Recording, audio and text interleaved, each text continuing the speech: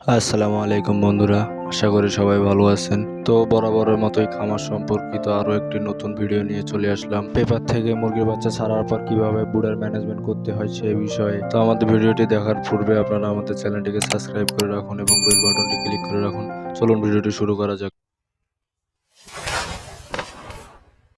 আজকে আমরা ব্রুডিংয়ের সবচাইতে গুরুত্বপূর্ণ একটি ম্যানেজমেন্ট বিষয়ে জানব, যেটি হচ্ছে মুরগির লিটার থেকে যে অ্যামোনিয়া গ্যাস উৎপন্ন হয় এবং এটি মুরগির নানান ধরনের রোগ ডেকে আনে বা রোগ হওয়ার সম্ভাবনা থাকে। এই রোগ থেকে বাঁচার উপায় আজকে আমরা এই ভিডিওর মাধ্যমে জানবো। লিটারের অ্যামোনিয়া গ্যাস থেকে সাধারণত মুরগির যে বড় সমস্যাটি সেটি হচ্ছে পানি ধরা রোগ। আরও একটি বড় সমস্যা হচ্ছে গ্যাসের মাধ্যমে মুরগির সর্দি ও শ্বাসকষ্টজনিত রোগ হয়ে থাকে। এ ধরনের রোগগুলো থেকে আমাদের মুরগিকে রক্ষা পেতে হলে আমাদেরকে প্রতিনিয়ত সকাল এবং বিকাল হাতের মাধ্যমে এবং লাকড়ির মাধ্যমে আপনারা তুষগুলো ঘেড়ে দিবেন বা একটু লাড়াচাড়া করে দেওয়ার চেষ্টা করবেন।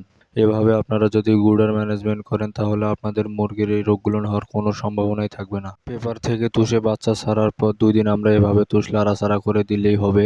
এরপর আমাদেরকে সম্পূর্ণ তুষটি আবার বেছে উপর থেকে যে মুরগির পায়খানা বা দলা দলা লিটারটি আছে সেগুলো আমাদেরকে বেছে নিতে হবে সুন্দর করে। আপনারা চাইলে হাত দিয়েও এটি পরিষ্কার করতে পারেন বা বেছে নিতে পারেন। আর যদি না চান তাহলে আপনারা যে বালা ঝাড়ে যেগুলো নেট আছে ওই নেটগুলো করেও আপনারা এগুলো ঝাড়তে পারবেন বা বেছে নিতে পারবেন।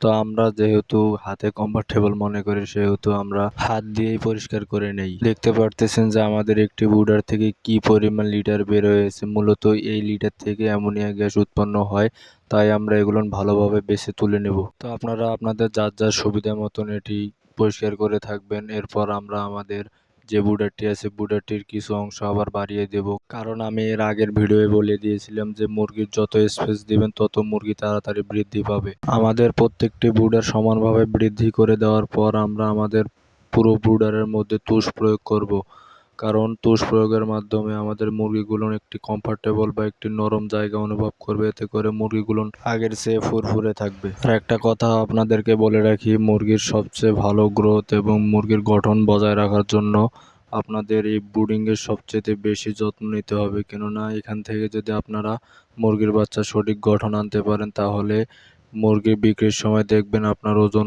সবচেয়ে বেটার বা বেস্ট হবে। তো এই ছিল আজকের মতন। আমাদের ভিডিওটি ভালো লাগলে এবং আরও নতুন নতুন ভিডিও পাওয়ার জন্য আমাদের চ্যানেলটি সাবস্ক্রাইব করে পাশে থাকবেন। ধন্যবাদ সবাইকে ভিডিওটি দেখার জন্য। আসসালামু আলাইকুম।